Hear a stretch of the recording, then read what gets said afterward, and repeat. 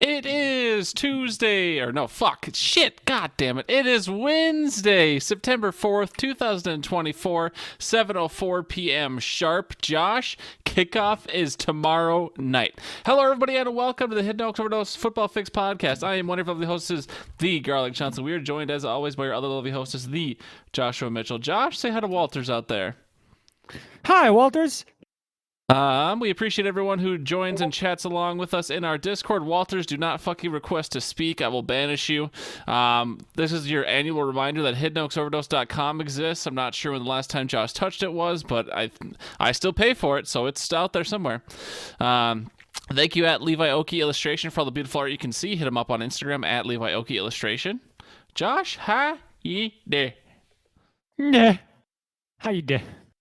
You know what? I'm doing not that bad. I'm super pumped. I know I've been saying all August long, I guess, now that it's September, but all preseason long that I felt like I'm a little behind on fantasy things. Life just kind of came a little too fast, and I still feel that way, but kickoff's tomorrow. I only got a couple lineups to fix and make sure everything's squared away, and I think I'll be ready.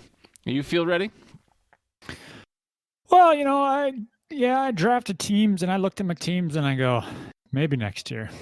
Oh no, that bad, huh? Yeah, for the most part. I'm just it's similar to Hidden Oaks, where it's just kind of like I just not comfy with it. Okay, well, you can talk more about that in a moment. Is there anything you want to talk about in your personal life? Any updates? It's only been a week. From Walters. It's Wednesday, as we found out after your beautiful intro, and halfway through the week, next Friday, we're bringing Odin into the vet because we think he tore his other ACL. I think I said that in an earlier pod, but damn, we think he tore his other ACL. So that'll be a potential $4,000 if we decide to go with surgery, if that's what they suggest. He's getting around better on this one than he did the other one, but it's like watching him try to stand up. It's just like, oh, it's like a fat guy who just got done running like 30 feet to the fridge and then ran 30 feet back and forgot the ketchup for the brats. Why are you talking about me right now? Let's just say garlic. It's like garlic running back and forth. No, I'm talking like a fat guy, not a fluffy guy. Okay. So it's one of those things. It's just like, oh, buddy, it takes 4 or 5 tries to get up, and it stinks to watch. But yeah, like you said, tomorrow we begin the journey to whether or not Joshua Mitchell will begin drinking again after the Packers win the Super Bowl. Tomorrow is the first game of the NFL season in which that will be decided. Come February, whatever it might be, I may be able to partake in drinking, or I may not be. So you can only drink again if the Packers win the Super Bowl? Am I hearing that correctly? That's what I said from day one. Jesus. It's put a lot of stake. I mean, honestly, respectfully, for your health, it's probably best that they don't win. But I understand where you're coming from. Oh, yeah. No, I'm just saying, if the Packers are up by 7 with like 10 seconds left and they have the ball with no timeouts for the other team in the Super Bowl, go put all of your stock in like Hy-Vee Liquors or whatever it's called. Is that your preferred drinking destination? No, but I want you to lose money while I win joy. Okay. All right, Josh, are we ready to go? Get into this thing. Yep. Yeah, I have all mine written down. I just don't have them typed up yet. That's fine. I went old school. I went out and I got the 2024 fantasy draft booklet from Cub Foods. What do you say? You bought a fucking magazine? Oh, also, we haven't done this a long time, but since I have a drink I haven't opened yet. Tonight's podcast brought to you by Baja Blast. Love that tropical lime flavor. Anyways, Josh, we're here to give our bold fantasy predictions. We'll be doing our year-long season-long studs and our duds refreshed with new rules. We'll also talk about a couple other things. But before we do all that, Josh, let's talk about you're welcome, Walters. Let's talk about how we did last year. We love giving the people our salty grains. Josh, starting with you, assuming you're ready, otherwise I can go first. How did you perform in fantasy last year? Why should we care about what you have to say? Oh, fantasy. Oh, I deleted my last year's fantasy. I got it all ready for this year. I wasn't prepped for that, so you can go ahead, Gar. All right. Yeah, I didn't erase mine on purpose because I thought it would just be easier, but it is in the other spreadsheet if you want to open it up real quick. But if you don't want to, Josh, I had a really good fantasy year last year. I I made the championship in 4 leagues. I'll put it this. I made the championship in 4 leagues. 5 if you count a guillotine league. I was a final 3. I won 2 leagues. I came in second in 2 leagues. Got very close to winning a 3rd league, but doesn't count. I only won 2 leagues. Came in second in 2 leagues. Got 3rd in another league, and then there's another league I missed the playoffs in. Overall, I had spent $483 on fantasy last year, and I took home a fantasy revenue of $1,540. So that is an annual net of $1,057. I felt pretty good about it. Taxes? Josh, we will not tell the IRS about my ill-gotten gains. Okay, I did not put that on my taxes. Don't report me. But anyways, all that's to say, I'm not perfect. No one's ever going to think I'm perfect. But whatever happened to work out for me last year, I did end up having a really good fantasy year, both in finish and financial. I happened to win or do well in the leagues that were most expensive and did worse in the leagues that were cheaper. So it all worked out. Did you pull up yours, Josh, or should we just keep her moving? I did. Yep. Last year I had top 5 finishes in all my leagues, which I'm happy with, I guess. Really, if the league's only 4 people? Nope. They were 10 or more, so I'm thinking the Hidden Oaks Dynasty is the 10-1, and I took 5th in that. No, nice. I did not. I took 4th. Nice. In the Redraft League, I took 5th. My wife took 4th. Congrats, Nikita. Champions, I am the champion of champions. I took 1st. Deflate These Balls, I took 1st. And then Victoria's Secret, I took 3rd after. I'm going to make Walters go ahead and confirm whether or not this is true, but I'm pretty sure I put up the most points ever in that league for a regular and postseason, but I don't think it's updated in the record book yet. Wow, yeah, the record book is denying you your fucking honor, your valor? Maybe. I don't know. But yeah. All in all, decent season. I had a net of 125. I don't go big like you, so it's whatever. But yeah, I'm looking forward to repeating and Deflate These Balls and absolutely murdering the league. I hope Al gives me like a mock guillotine that he uses his 3D printer with, and I could just put the league in it and then drop the blade. That'd be sweet. One other thing I forgot to mention with mine, and you can mention yours if you want, but then we'll move on. So Josh and I do a lot of tracking for our fantasy games, and so I forgot to give my record. So my raw record as it appeared in my fantasy leagues last year, I was 93-47 in the regular season. That's a winning percentage of 66.43. And then if I were to play every team every week in every league, I would have gone 921-528. That would have been a winning percentage of 63.56%. So again, above 60% in both leagues. I got, those numbers indicate I got a little lucky with some of my wins. Of course, I had good teams overall, but the raw record was a little bit better than if I were to play everyone every week. So, I got a couple lucky bounces, but you know what? That's part of the game, baby. That's show business. Yep, I went 88-38 for a 69.84 against 69. Yep, and then the intellectual property of Joshua Allen Bunker Incorporated, I got 504 wins, 266 losses for a 65.45%. So yeah, it was like I said, all in all, an okay season. Moving on to this year, Gar. Let's do it. We will talk about studs and duds, correct? Oh, we will absolutely talk about studs and duds. And last year, we'll just pretend it didn't happen. Josh had to change the rules because I just mastered the game we created so good. I spanked him, even though I was kind of, I wouldn't say I was being a poor sport, but I was definitely juicing the system. I'll put it that way. Yeah. For the most part. I mean, the duds, it's kind of hard to juice that system.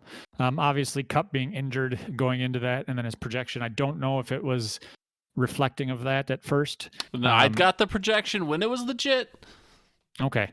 But yeah, so we turned away from the Cole Turners and the Alec Ingolds of the stud portion. I just want to point out that as far as studs go, the only one that I had that was questionable was Darnell Washington. Sorry. So you can have the honor. Yeah. We've changed the rules now. We're playing by the same rules. Yep. So this year's rules, the studs need to have been rostered in over 10% of leagues on ESPN, full point PPR. And so we have a few. If in mine, if it was close to being, 10%, I was kind of hemming and hawing. But if it's on a roster or somebody that I had on a roster in another league, I just added in there. So my lowest percentage is 11.5. Spoiler alert. But Gar, do you want to start us off with quarterbacks?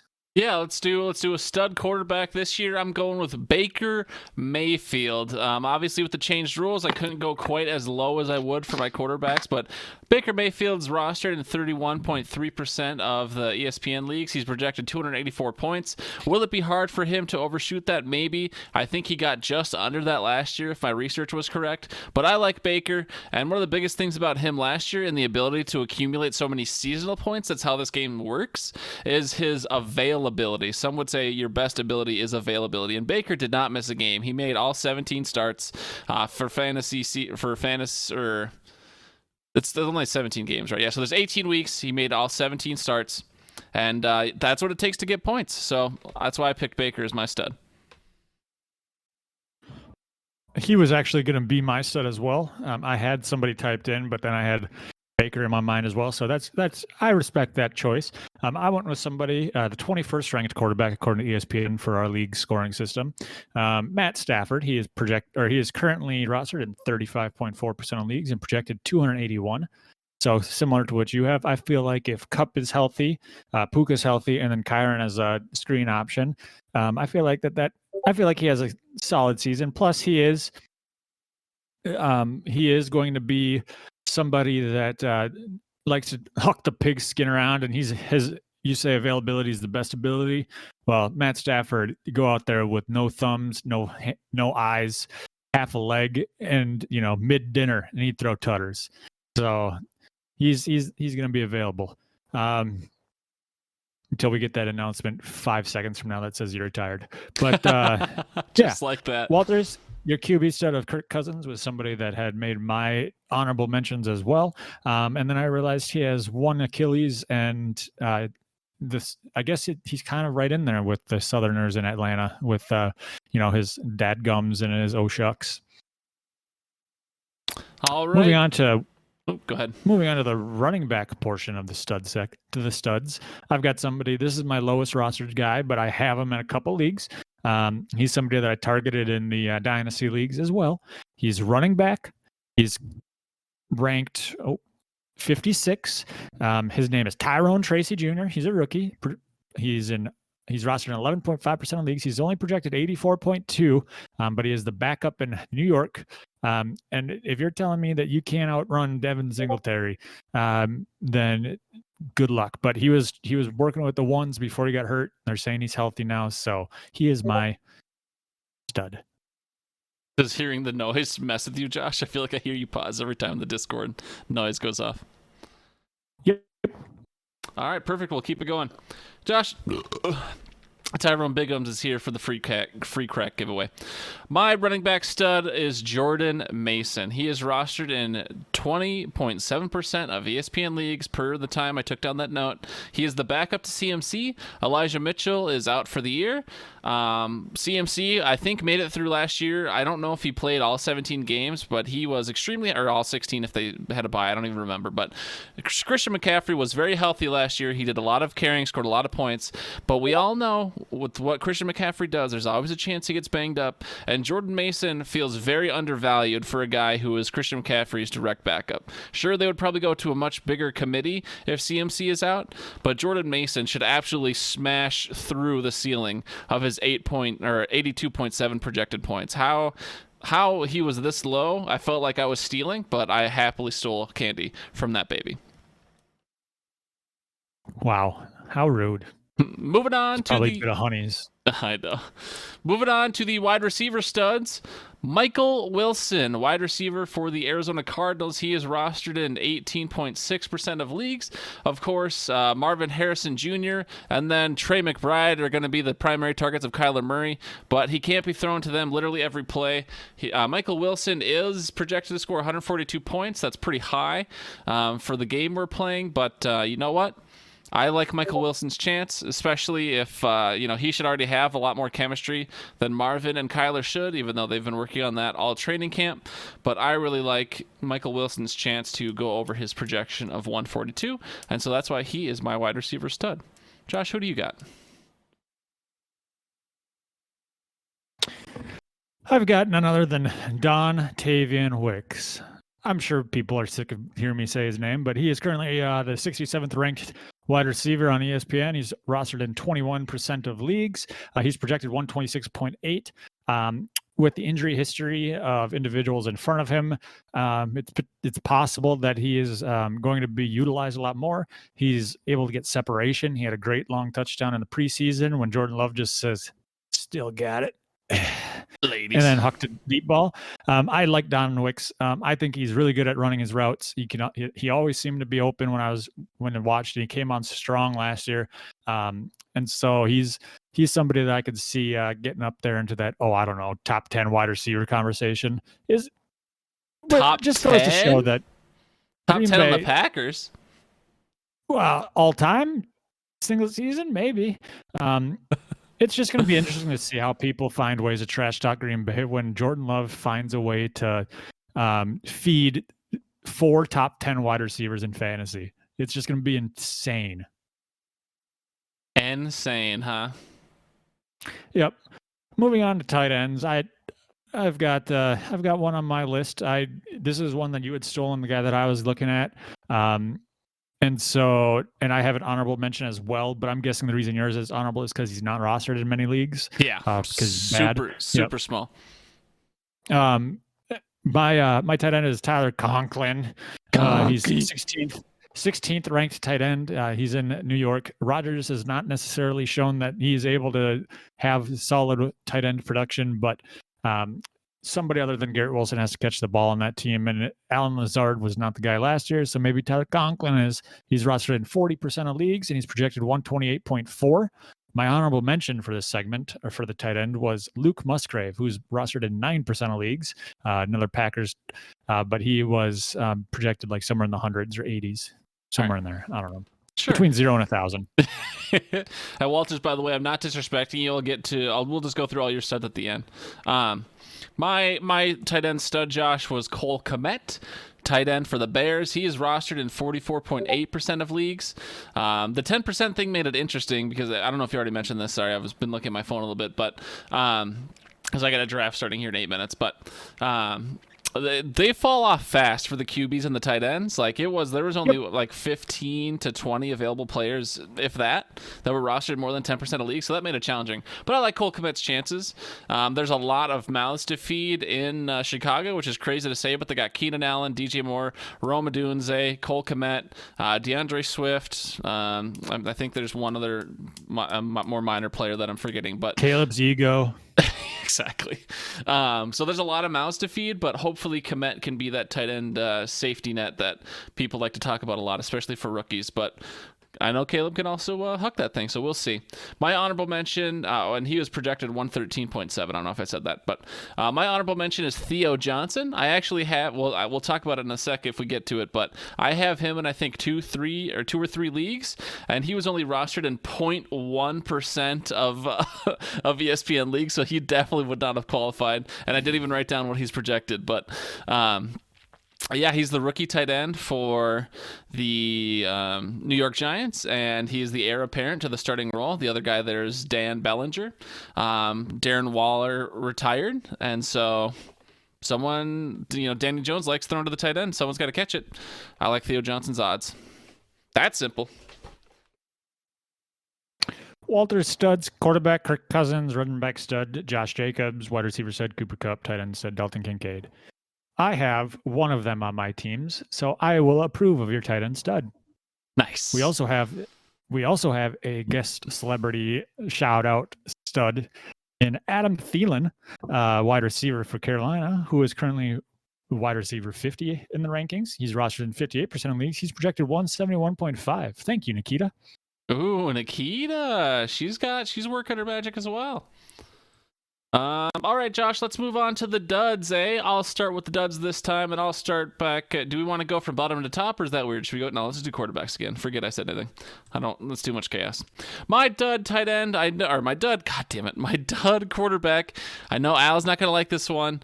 I'm going with Jaden Daniels. How dare you? I obviously his rushing potential is huge from a fantasy perspective. This guy has a super high ceiling. I just also worry about all the things that come with being a rookie, and maybe he fumbles a little bit, maybe he throws a couple picks, the score comes down, maybe he gets banged up. I'm definitely not wishing that on him, but all those things are a higher risk with a player like this. So super high ceiling. I absolutely acknowledge Jaden Daniels has a super high ceiling, but I think a much lower floor than some people are willing to admit. He's projected 290.4 points, and I think he's a pretty good QB dud candidate. And I don't want to say this egotistically, but my dud picks were pretty rock solid last year. So I have Jaden Daniels as my dud.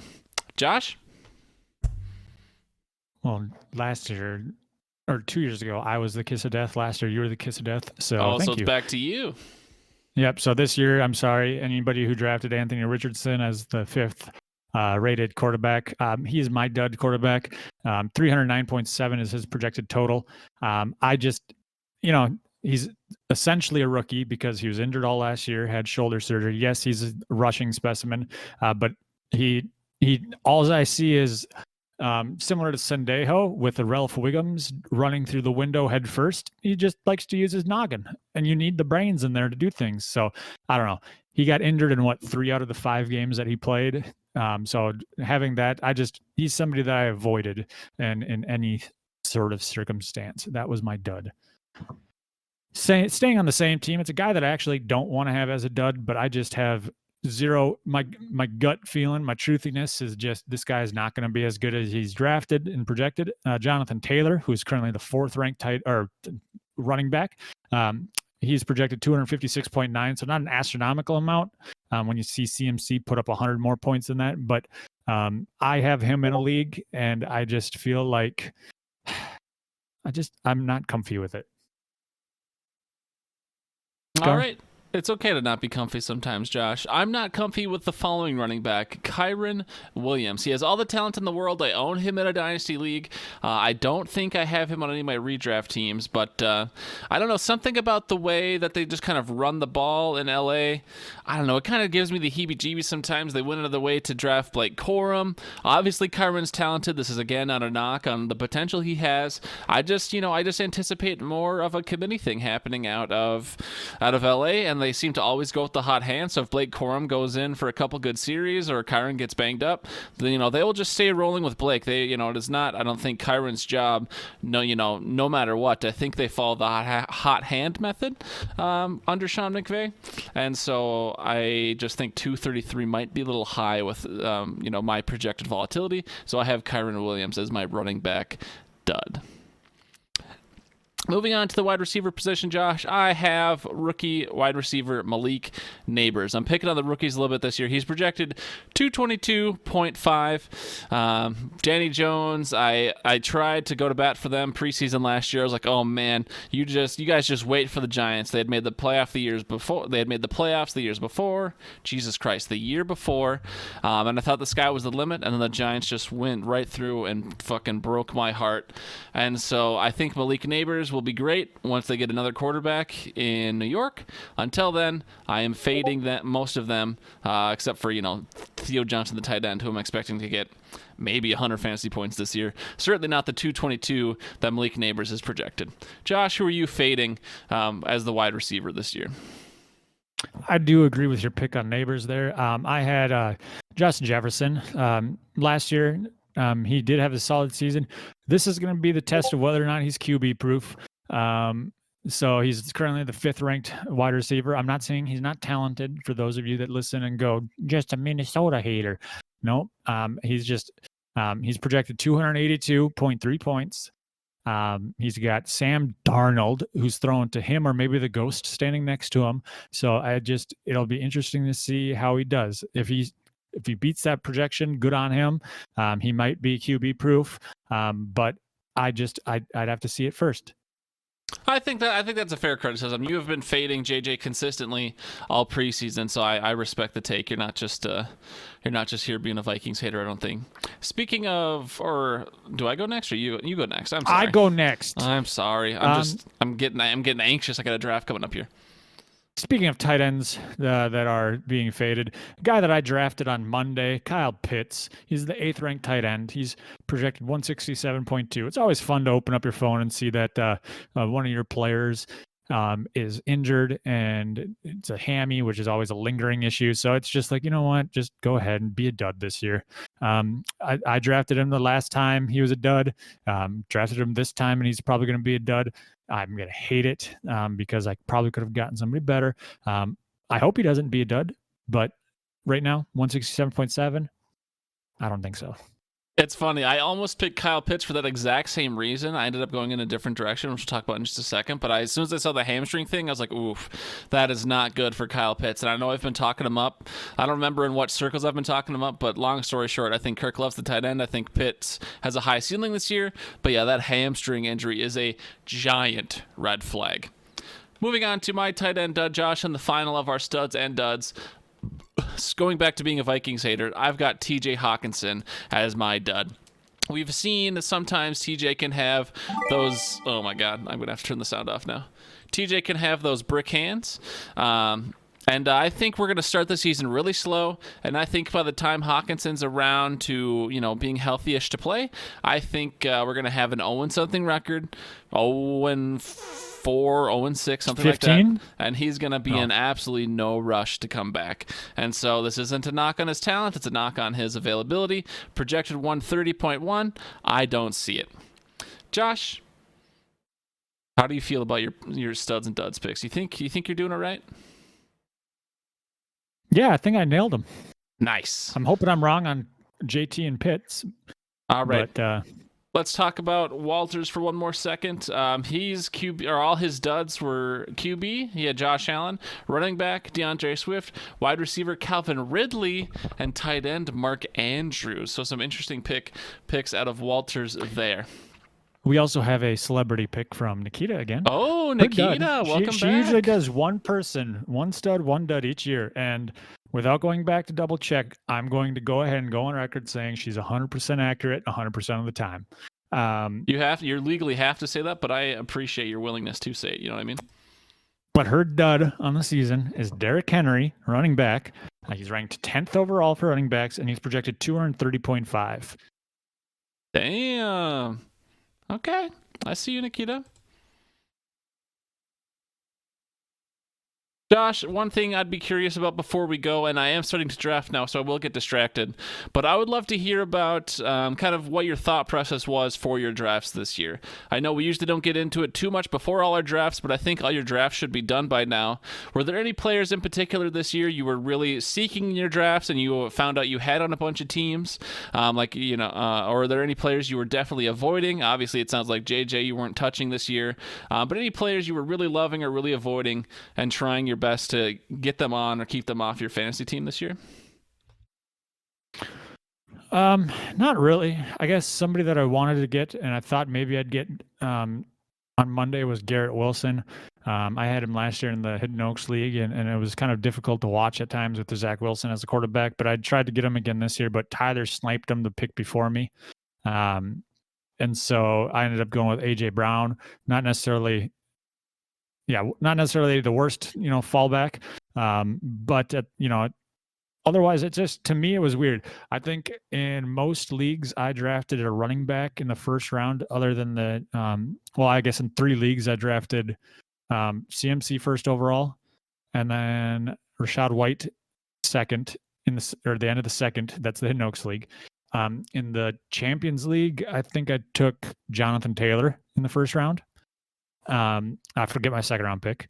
And then last night I took ETN, or not last night, Monday I took ETN in the second round. Okay. So a lot of running backs early when I'm usually wide receiver. You're a big wide receiver guy. Quick question, and then you can keep giving your thoughts. Do I go, the board has already gone 2 quarterbacks on pick 7 here, 45 seconds to go. Do I go CeeDee Lamb, Jamar Chase, Breece Hall, or Bijan Robinson? I like CeeDee Lamb, but it's kind of questionable with him not getting much time in. I don't know. I don't think you can go wrong. Chase is my least favorite of those 4 just because of the holdout. All right, CeeDee Lamb it is. I already have him in another league, but I try my best to diversify, but as I'm gonna talk about here for just a second, Josh, then I do need to go, and I'm sure you need to go too. But if you look on our sheet, I also did, or I added a new tab that says GAR's teams, and I just really wanted to see what my exposure for players were, because I talk about how much I diversify my teams, or I try to, because I'm in so many leagues. But this year, I was not as prepared and not as vigilant in my exposure. And so I have Josh Allen in 3 leagues. I have Breece Hall in 2, Travis Etienne, Ramondre Stevenson, James Cook, Hollywood Brown, Jonathan Brooks, Theo Johnson, Amari Cooper, Jaden Reed. There's just a lot of players I have in 2 or 3 leagues. TJ Hawkinson, I have 3 leagues. Hollywood Brown, I have in 3 leagues. If you're including Dynasty. And yeah, I don't know how I feel about that. You're someone who plays in a lot of leagues as well, maybe not as many as me, but do you ever worry when you have that much overlap, or is that not something you really care about? Because I try my best to usually diversify, but this year I have not, and I'm be honest, I'm shaking in my boots just a little bit about it. I don't know what you're talking about. That looks kind of diverse to me. I mean, you have, like, in one position, quarterback, you have overlap, like, in multiple leagues, which is Josh Allen. It's like he's the number one consensus quarterback, kind of. Breece Hall, not a bad one to have. I mean, yeah, I would say that you diversified enough. I don't really care about it a whole lot. I think one year I had Devontae Adams in like 6 of 6 leagues, and I'm pretty sure that's the year that I won the Hidden Oaks League, and then the Dynasty as well. So to me, it doesn't matter because the team you're playing isn't going to be the same team you're playing in other leagues. So it's not like if you lose one, you're going to lose the rest.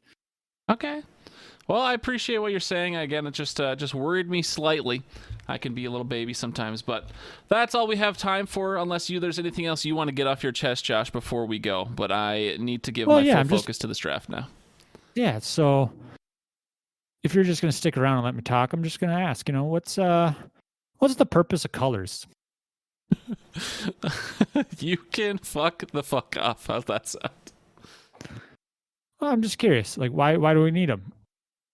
Everything used to be black and white. Do you think everything just became color in like the 40s, or whenever we got color television, everything was black? Like our grandparents were born in black and white. Yeah, don't talk about just TV. Don't you see pictures? You know what? You're right. Yeah, it's kind of like dinosaurs. Can you imagine the sky being gray every morning when you broke up? I'm depressed enough, dude. I don't need that in my life. But just think about it, Gar. There wouldn't be any racism. We'd find new things to hate. That's, I mean, yeah. To your last point there would always be something to hate. So if it's not racism, it would just be how tall you are, or how you smell, or how. I mean, you could still probably do the blacks from the whites in racism. So it is what it is. Yeah, but if I'd always just go, yeah, I'm greater than you. Get out of here. Greater. You're so stupid. All right, Josh, I am in full control here, and I decide when the podcast ends, or at least when the recording ends. So I'm going to play the outros. Hang on, my team name? Oh, God. Olaf Pokemon. You feel pretty good about it? I love Pokemon. Come on now. Yeah. Yeah, so I got some good. I was just updating some of my team names today, too. I've got A-Chain and the Membrane. I've got Breece's Pieces. I've got... I forgot a third one, Bill but I felt Ford good Tough. about it. I do not. Bill Ford Tough would be a good one. That's a good idea. But no, I was pretty Josh pleased has downs. I'm not going to do Josh has downs, dude. Oh, God. All right. For real. Say go Packers so I can play the song and we can leave. Go Packers. I did want to draft Elijah Mitchell and Josh Allen just so I could have it be Joshua Allen Mitchell. But, that would be, you still could. Go make Adonai Mitchell. Go make a team right Mitchell. Now. Yeah. Dude, Windows Media Player is taking forever to open. This is a lackluster outro song. Yeah. There we go. Yeah. Okay, bye. Bye. Go Packers.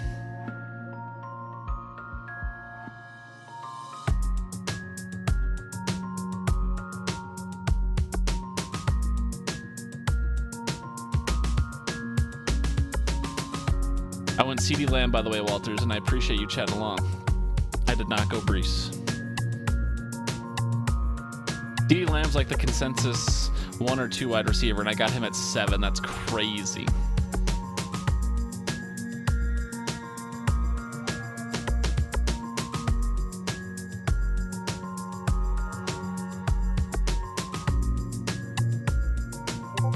I'm either going to get Puka Nakua or Garrett Wilson or Devontae Adams on this next pick there. Oh, there goes Garrett Wilson.